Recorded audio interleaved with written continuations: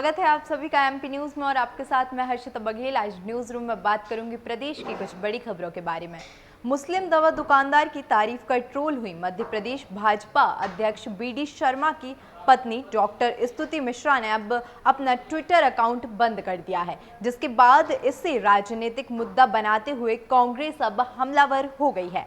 प्रदेश कांग्रेस प्रवक्ता नरेंद्र सलूजा ने इस मामले में ट्वीट कर लिखा, अभी तक तो भाभी जी का ट्वीट ही अचानक गायब हुआ था, अब तो ट्विटर अकाउंट भी नहीं दिख रहा है। एक स्वतंत्र देश में विचारों की स्वतंत्रता तो सभी को है। दिल्ली से लेकर प्रदेश में आपकी सरकार, जब आप खुद अपने दिल के विचार नहीं लिख सकते हैं तो बाकी का तो फिर सोचा ही नहीं जा सकता है। ये पूरा विवाद 16 अप्रैल को बीडी शर्मा की पत्नी स्तुति मिश्रा के किए गए एक ट्वीट से शुरू हुई थी और स्तुति ने जबलपुर से रात 11 बजे के करीब एक ट्वीट किया था, जिसमें उन्होंने लिखा, मुझे कल रात को दवाई की ज़रूरत थी और सभी दुकानें बंद हो चुकी थीं। रात 11:30 बजे एक मुस्लिम की दुकान खुली हुई थी ड्राइवर और मैं उस दुकान पर पहुंची और दवाई खरीदी। उसने कहा कि दीदी इस वाली दवाई से ज़्यादा नींद आती है, कम ड्रॉप दीजिए। वह बहुत केयरिंग भी था और वह मुस्लिम था। इस ट्वीट पर लोगों के अच्छे बुरे रिएक्शंस आने लगे। पार्टी और विपक्ष के नेताओं ने भी कई सारी बातें की, जिसके बाद ट्विटर पर की अपनी ही पोस्ट को उन्होंने डिलीट कर दिया। इसके अगले ही दिन उन्होंने पुराने ट्वीट को डिलीट करने की वजह बताते हुए लिखा, पिछला ट्वीट अनावश्यक अराजकता फैला रहा था, इसीलिए ट्वीट डिलीट करना पड़ा। धार्मिक लड़ाई के विषय पर विचार साझा करना मुश्किल है। मेरा मकसद किसी को ठेस पहुंचाने का नहीं था, बाकी सब कर्म पर छोड़ देते हैं। जय महाकाल। डॉक्टर स्तुति जबलपुर के जवाहरलाल नेहरू एग्रीकल्चर यूनिवर्सिटी में असिस्टेंट प्रोफेसर हैं। उन्होंने अगस्त 2020 में ही ट्विटर ज्वाइन किया था। बीडी शर्मा ने मंगलवार को एक बयान में कहा कि स्तुति भी अपने आप में एक स्वतंत्र नागरिक हैं। उसने कुछ इस तरह का ट्वीट कर दिया, उसे डिलीट करने के बाद उसको लेकर भी लिखा है। उसकी ये भावनाएं ही नहीं थी, इसीलिए इस पर इतना ज़्यादा ध्यान देना नहीं चाहिए। मुझे बहुत कुछ कहने की ज़रूरत नहीं है। देखिए, बात करेंगे अगली खबर के बारे में, जहां मध्य प्रदेश के गृह मंत्री नरोत्तम मिश्रा का बड़ा बयान सामने आया है। उन्होंने कहा, चाहे हमें गोली मारे या आतंकवादी कहें, प्रदेश का सांप्रदायिक सौहार्द नहीं बिगड़ने दिया जाएगा। इसके लिए हमें जिस हद तक जाना पड़े हम उस हद तक जाएंगे। नीमच में जुम्मे की नमाज के बाद खरगोन घटना को लेकर गृह मंत्री और सीएम के खिलाफ नारेबाजी पर नरोत्तम मिश्रा ने ये बड़ी बात कही है। नीमच में नमाज के बाद खरगोन में हुई हिंसा को लेकर आपत्तिजनक नारेबाजी की गई थी। उसमें प्रदेश के गृह मंत्री नरोत्तम मिश्रा को आतंकवादी कहते हुए नारे लगाए गए थे। इस पर मिश्रा ने कहा, समाज सार्वजनिक जीवन और राजनीति में आने के बाद समाज सेवा प्रण होता है। उन्होंने कहा, चाहे हमें कोई गोली मारे या आतंकवादी कहे, यह डराने वाली बात है। किसी भी स्थिति में प्रदेश का सांप्रदायिक सौहार्द नहीं बिगड़ने दिया जाएगा। जिस हद तक भी जाना पड़े उस हद तक जाऊंगा।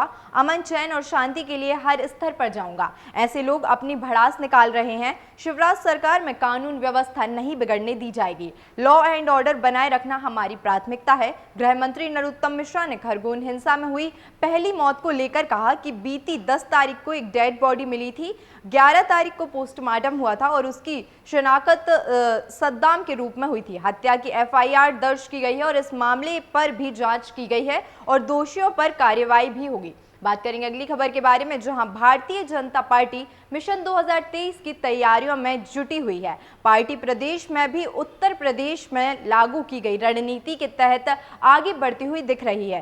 सीएम शिवराज सिंह चौहान की यूपी के मुख्यमंत्री योगी आदित्यनाथ की तरह ब्रांडिंग भी की जा रही है। यूपी में बुलडोजर बाबा तो एमपी में बुलडोजर मामा की छवि गढ़ी जा रही है। इसके साथ ही संगठन में त्रिदेव फॉर्मूला को तेजी से लागू किया जा रहा है। त्रिदेव यानी बूथ अध्यक्ष, महामंत्री और बीएलए के जरिए माइक्रो मैनेजमेंट पर फोकस किया जा रहा है। भाजपा ने इसके लिए 25,000 साइबर वॉरियर्स की बड़ी फौज तैयार की है। इसके जरिए न सिर्फ 2023 बल्कि 2024 के लोकसभा चुनाव के लिए भी जमीन मजबूत की जाएगी। बीजेपी वर्चुअल प्लेटफॉर्म को बड़े हथियार के तौर पर उपयोग करती आई है। अगले चुनाव में भी इसे एग्रेसिव तरीके से उपयोग करने की योजना है।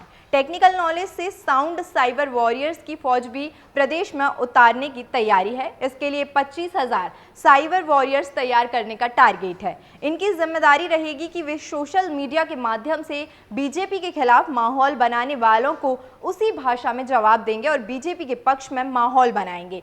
कोई भी शख्स बीजेपी या बीजेपी नेता के खिलाफ कुछ भी पोस्ट करता है तो उसे तुरंत जवाब दिया जाएगा। बीजेपी प्रदेश अध्यक्ष बीडी शर्मा ने बताया कि बीजेपी ने बूथ विस्तारक योजना में प्रत्येक बूथ को डिजिटल बनाने का काम किया था। बूथ अध्यक्ष, महामंत्री और बीएलए की संख्या 1,75,000 से ज्यादा है। इन त्रिदेवों को 30 अप्रैल और 1 मई को ट्रेनिंग भी दी जाएगी। वहीं संगठन मोबाइल ऐप को नए मॉड्यूल के साथ डाउनलोड कराएगा। इसके माध्यम से वह प्रदेश व केंद्र के नेतृत्व से कनेक्ट हो सकेंगे। टेक्निकल ट्रेनिंग में बताया जाएगा कि उन्हें कैसे काम करना है। इससे हमारा बूथ अध्यक्ष, महामंत्री और बीएलए प्रदेश और देश के नेतृत्व से सीधे ही कनेक्ट हो पाएगा। बीजेपी के प्रदेश आईटी संयोजक अमन शुक्ला का कहना है कि प्रदेश भर में 94% बूथ को डिजिटल करने का काम हो चुका है और प्रदेश में 64,000 में से 60,000 से ज्यादा बूथ पर पार्टी पहुंच भी चुकी है। साइबर वॉरियर्स को आईटी और सोशल मीडिया संबंधी ट्रेनिंग दी जाएगी। यह संगठन और सरकार की बातें वर्चुअल प्लेटफॉर्म के माध्यम से लोगों तक पहुंचाने का काम करेगा। बात करेंगे अगली खबर के बारे में, जहां कृषि उपज मंडी में तुलाई के 15 दिनों के बाद भी किसानों के खाते में भुगतान नहीं पहुंच पा रहा है। इससे किसान चिंतित हैं। बैरागढ़ में कांग्रेस नेता नरेश ज्ञानचंदानी ने जिला कलेक्टर अविनाश लवानिया से इस मामले में मदद की गुहार भी की है। ज्ञानचंदानी के अनुसार भोपाल की निकटवर्ती ग्रामीण इलाकों में किसानों ने अपनी समस्या से उन्हें अवगत कराया है। किसानों के अनुसार वे इस आसपास के बैंकों की चक्कर लगा रहे हैं कि उनके खातों में आज गेहूं बिक्री का पैसा आ गया होगा, लेकिन हर रोज उन्हें निराशा ही हाथ लग रही है। 4 अप्रैल से भोपाल जिले में गेहूं की तुलाई शुरू हो चुकी थी। कई किसानों के खाते में अब भी पैसा नहीं आया है। किसी के यहाँ शादी है तो किसी किसान को अपना बकाया पैसा चुकाना है तो किसी को कृषि ऋण की अदायगी करनी है। शायद इसीलिए किसानों ने अपनी फसल उपार्जन केंद्रों पर बेची होगी कि 5 से 10 दिन में पैसा मिल जाएगा और वो अपने खर्चे उससे चला सकेंगे। लेकिन एक तरफ जहां किसानों को फसल बिक्री की रकम की अदायगी में लगातार देरी हो रही है, तो वहीं दूसरी ओर हजारों किसानों पर बैंक से डिफॉल्टर होने का खतरा भी मंडरा रहा है। पैसा नहीं होने से किसान 15 अप्रैल की अंतिम तिथि तक कृषि ऋण अदायगी नहीं कर पाए हैं और किसानों को चिंता इस बात की भी है कि सरकार ने अभी तक ऋण अदायगी की अंतिम तिथि बढ़ाने का निर्णय भी नहीं लिया है। फिलहाल के लिए इतना ही। बाकी की तमाम खबरों से जुड़े रहने के लिए बने रहिए एमपी न्यूज के साथ। एमपी की नब्ज, एमपी का हाल, मध्य प्रदेश की हर खबर एमपी न्यूज टीवी के साथ। लगातार खबरों के लिए सब्सक्राइब करें हमारा YouTube channel MP news TV. Latest updates के लिए बेल आइकन दबाना जरा भी न भूलें।